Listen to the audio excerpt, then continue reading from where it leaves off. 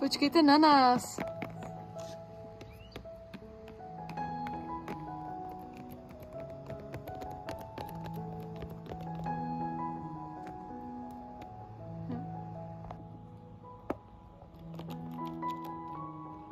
Hej, děcka, pojďte sem.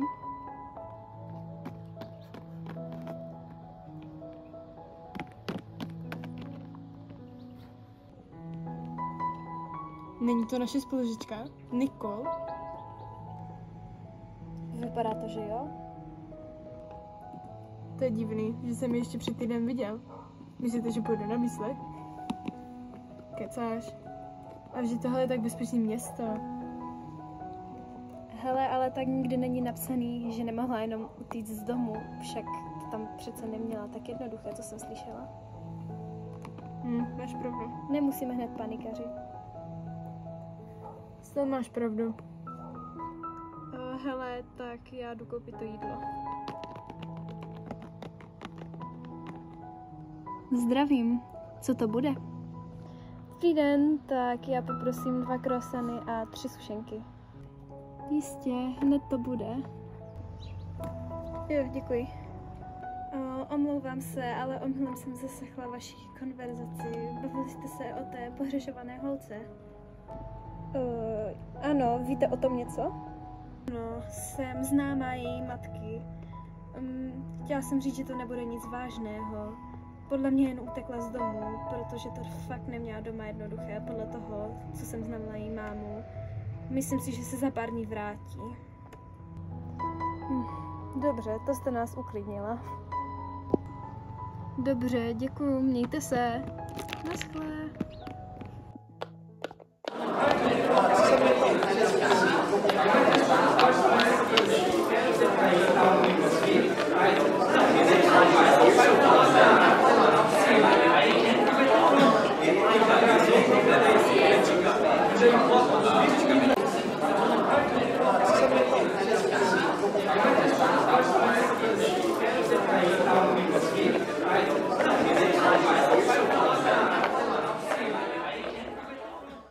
Dobré ráno, třído, vítám vás při novém školním roce, doufám, že jste si prázdniny užili.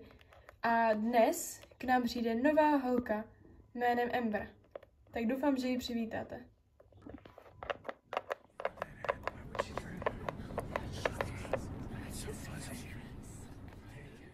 Ahojte ve spolek, jmenuji se Amber, je mi 16 let a doufám, že mě přijmete do kolektivu. Děkuji, Amber, za představení. Můžeš si sednout k Nori.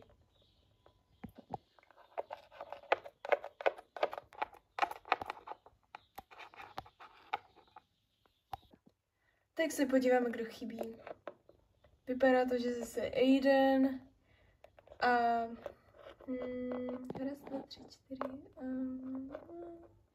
asi by to měli všichni. Vždy chybí Nicole. Všimla jsi, že třídě nikdy nezmínila, že Nicole chybí?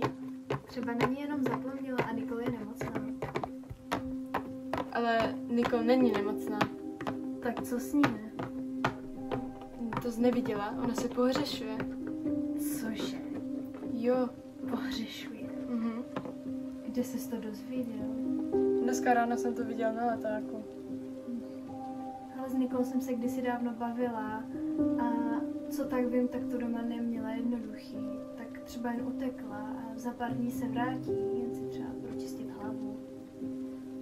To přesně jsme si mysleli taky, ale stejně to smrdí. Já jen doufám, že se jí nic nestane. Vypadala milé. Snad no. No a co kdybychom se jí zkusili najít? Vím, že to zní bizarně, ale můžeme to zkusit. Na to zapomeň, od toho je tady policie, ta už ji určitě najde.